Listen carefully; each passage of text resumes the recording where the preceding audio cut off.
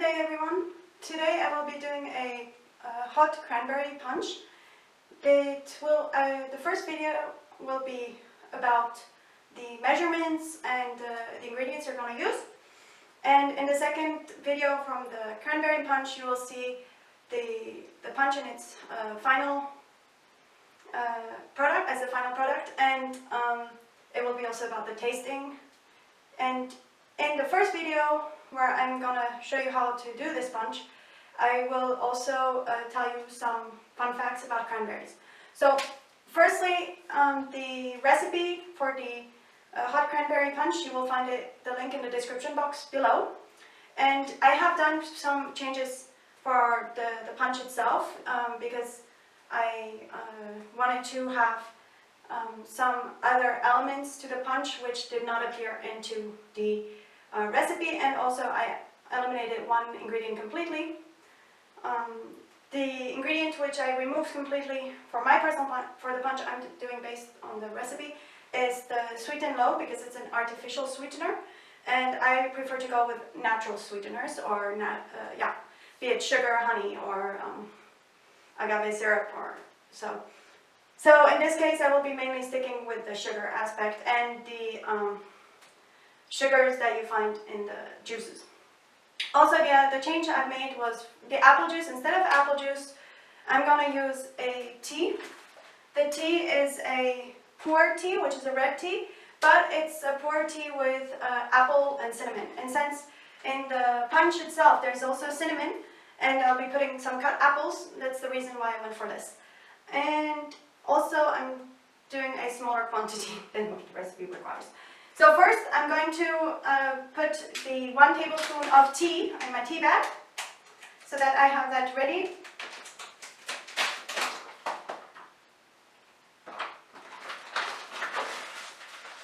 And you don't have to use tea per se. You can use the apple juice, like in the recipe says, original recipe, or you can use just a normal apple cinnamon infusion if you prefer that. I like tea, and the pu'er tea has also a lot of health benefits, which you don't find necessarily in apple juice.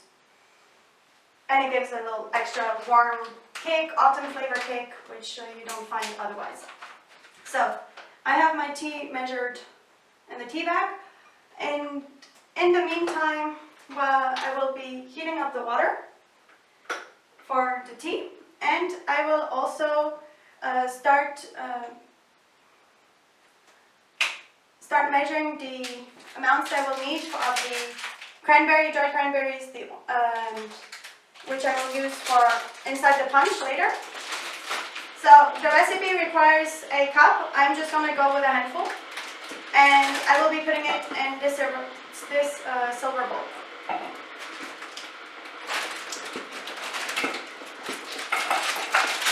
So just put as many cranberries as you prefer. If you want to stick to the recipe, you're welcome to. I personally like to just go with the quantity I like. Okay, I've got my cranberries, dried cranberries, and now I have to cut the apple and slice the orange. I've already pre-washed the apple and orange. So first with the apple, I first cut them in quarters so that I have it easier for removing the core. The waste I put of the fruits, I put in the white bowl.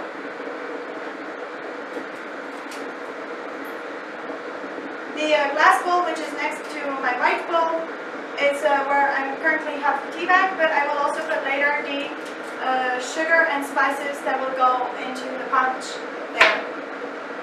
So once I have decored the apples, I slice them.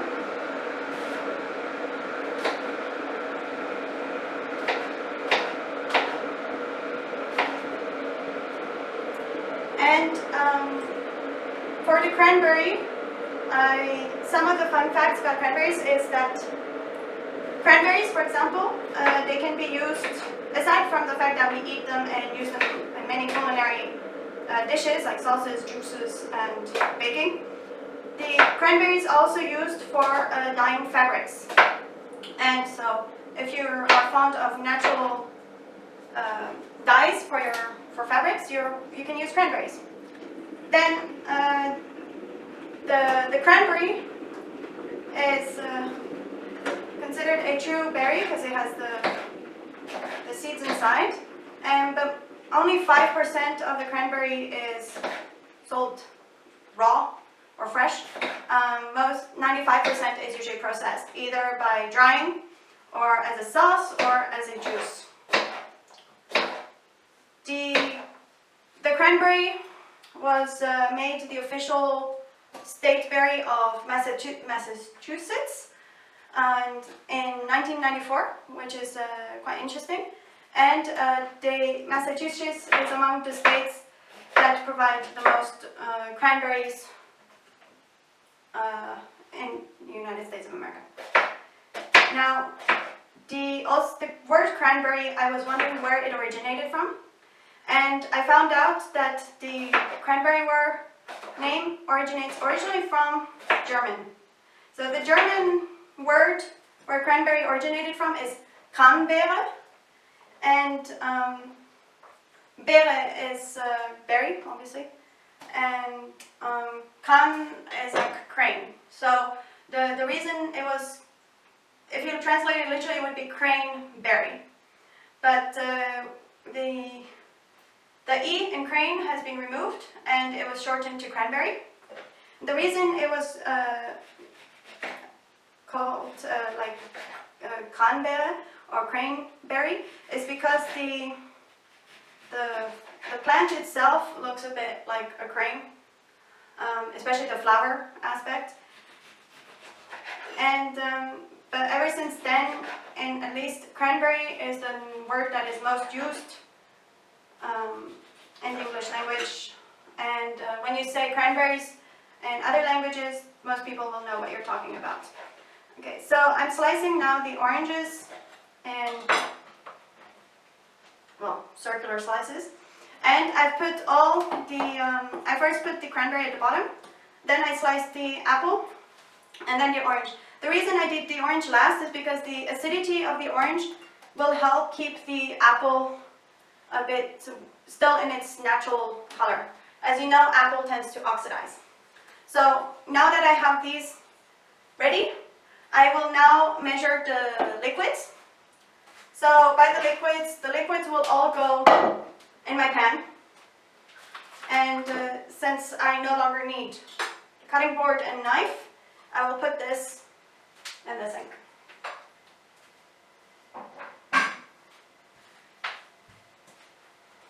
So the liquids in the recipe are measured in cups, and I will be working in grams, so I already did my conversion. And I will start first with the amounts I need for the apple cinnamon pour tea. So since I'm doing half the amount of the original recipe, it would be 1 cup. And if you're doing it in the metric system, so in grams, then it would be 248 grams. So my water is cooked. I have my scale here. I took a glass, which is heat proof, and I put it first on the scale, then I turn on the scale. Like that, the scale is automatically on 0, and I just have to measure the amounts I need, which is 248 grams.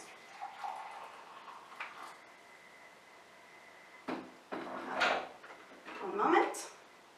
Apparently, somebody already had changed it into Oz, so ounces, and since I'm measuring in grams, I had to reprogram the scale. So now I'm going to restart measuring the amounts I need, because now that it's in grams, I can measure it. Okay, pretty close. Bit more. Bit more. So when you get already to 240 grams, it starts getting tricky because you have to have small amounts, and small amounts can make it very difficult to measure. So I'm going to now use, with the help of a half teaspoon, to measure. I'm already at 245, 246, and 248. Perfect. So now that I have the amount of water, I take this on the side and I put my tea bag in. I just let it seep. And in the meantime, I will measure the amounts I need of cranberry juice. So you can use 100% pure cranberry, or you can use a mixture. I use a mixture of cranberry and red fruits. And I'm gonna measure 506 grams. So this would be 2 cups.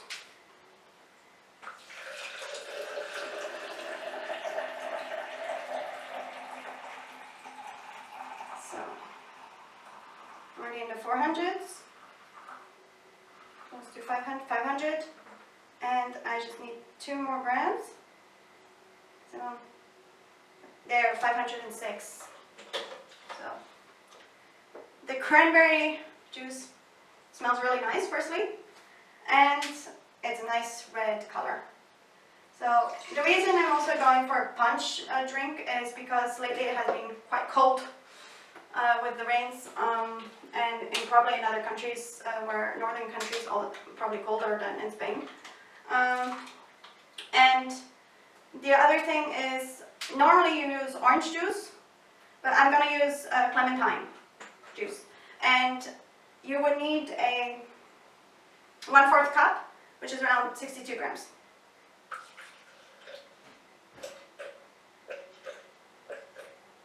And 58. I'm a bit too much. If you have a few grams more, it's not such a big problem because it's not a critical recipe. So normally the recipe here would use 62. I have 64 because I do have the amount. And then I just put it in. When my tea is ready, I will also put it in. I leave it to steep a bit longer. And while that's steeping, I will measure the amounts. So for the sugar, normally you use light brown sugar of 0.125 cups. So it's and that's in grams, around 33 grams. So 0.125 cups is just half of 1/4 cup. And I'm going to do a mixture, instead of brown sugar, I'm doing a mixture of coconut and white. So the coconut sugar has a very strong scent, but it gives a nice kick to it. And since I need 33 grams, I'm going to use the least amount from the coconut. So I will try to go to 3 grams. And so I put 3 grams of coconut sugar, and I'm going to put the rest, 4 grams.